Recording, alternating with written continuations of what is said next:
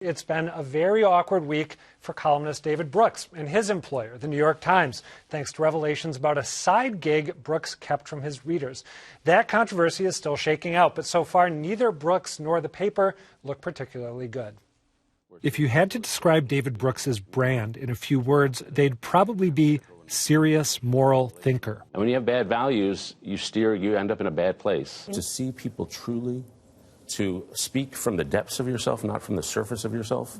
These are daily challenges. Which makes this BuzzFeed scoop about Brooks's second job especially confounding. For nearly 2 years, Brooks has been working on a project called Weave, based at the Aspen Institute, and aimed at increasing social cohesion in America.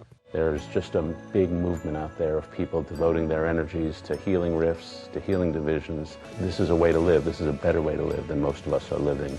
Turns out Brooks is being paid for that work, which is partly funded by Facebook. But while Brooks has repeatedly touted Weave in his columns, he hasn't disclosed those financial ties. A Times spokesman wouldn't tell BuzzFeed if the paper knew about Brooks's entanglements, but did compare him to fellow columnist Paul Krugman, who also works at the City University of New York. Of course, that's not a secret. Paul Krugman, Nobel Prize-winning economist, now a columnist for the New York Times, distinguished professor at City University of New York. Yet somehow, in Brooks's Times bio and elsewhere, getting paid for his Weave work never comes up. There's another piece of this that I should highlight, which is that BuzzFeed reported a few days before that scoop that Brooks had been doing corporate writing for Facebook. He'd written a post for Facebook's corporate blog talking about how great Facebook groups are as a tool to bring people together, and how a lot of times social media gets a bad rap, but really if things go wrong on social media, it's because people can be bad as opposed to social media being inherently bad. So I have to say, given that Facebook is basically a de facto national or supranational actor in our world today, that there are so many big problems with the way they shape society, politics, everything. I think it's incredibly embarrassing for the Times and for Brooks that this wasn't out there. Disclaimers like this are a no-brainer. If you have even a whiff of a conflict of interest, you put it out early so that people know you're aware of it and are thinking it through as you report. They did the opposite here, and I would assume that there'd be some kind of sanction, even though Brooks is a great big name.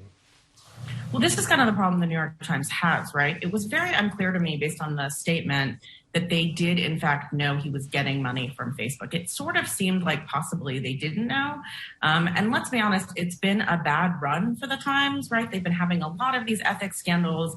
And one of the big sort of criticisms that they've been faced with is that they treat their big stars differently than their regular editors. And so they have been quick to fire regular editors for a stray tweet. But, Don McNeil, it required a newsroom eruption and a huge sort of backlash for them to finally deal with that situation. So I think they're really stuck here with David Brooks, right? If they did not know, this is a huge breach on his part, and he should go. And if he doesn't go, they're going to get that same backlash they got on Don McNeil, which is, why are there two sets of standards in this newsroom for different kinds of people? Often white men, because that's who a lot of their big stars are, and younger reporters who are often women and people of color. Like, they need to deal with that perception, and this only makes it worse. If they did know, that is just so embarrassing. I just don't even know what they do about that and how they deal with that. And I think that's a good point. Did they know? When did they know it? That sort of thing. And it's not clear that they did know. To me, it's pretty straightforward. As our colleague Dan Kennedy wrote a very good column about this, quoting the Society of Professional Journalists Code of Ethics: avoid conflicts of interest, real or perceived, disclose unavoidable conflicts. To me, it's not so much that he had a relationship, but the fact that it wasn't disclosed. Disclose the relationship. For the Times not to, either know about it, which is, I think, somebody missed their job on their watch, and to force him not to force him to disclose it is a hit on their credibility. And as Susie pointed out, there have been several recently. I think Weave is a positive idea. I like the message. What's the problem with the message? We have, this social isolation. Let's find ways to increase our interaction with each other, but just disclose the fact that you are being paid by an organization that gets funding from Facebook. To me, it's pretty much straightforward. Yep. I don't know if he's going to lose his job. I think Susie made a good point. He's popular. And so, it's hard for organizations, whether it's sports teams or whatever, to fire their big stars. Look, I think it's not just the New York Times. Adam, you mentioned something in your piece where you referred to his brand. And I think that's at the heart of all of this. When you look across journalism, back in the day, it used to be you were a journalist. You didn't really think of your brand. Now you have a brand. And what comes with brand? Well, there are all these different people who want a piece of that brand, and you can get money off of it.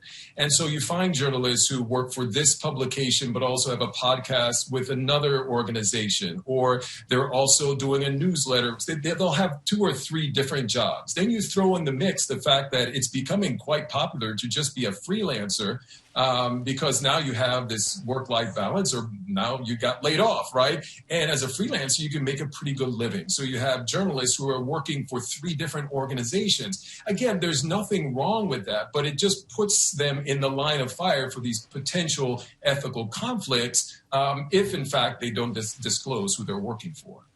Well, you're right, Dan. It's a powerful platform, too. I mean, a New York Times column is one of the most powerful platforms for a certain segment of the population. And, Mike, I'm gonna disagree with you on Weave, which sounds to me a little Goop-like in its simplicity. I'm actually surprised that he was able to use so many columns to push this platform out into the world that was his branded thing, whether or not they knew he was making money off of it. It just seems sort of weird. I'm also here to tell you that Facebook groups are not going to solve our social problems. They're like a cesspool of humanity. But, the idea that this person in this powerful position has an opportunity to peddle his own things is the root of the problem here. And it's worth noting, if you look at those videos, he was wearing a little Weave pin in all his appearances. And in most of them, including, I think, one on PBS NewsHour, I don't think Weave came up. So very stealthy marketing on his part.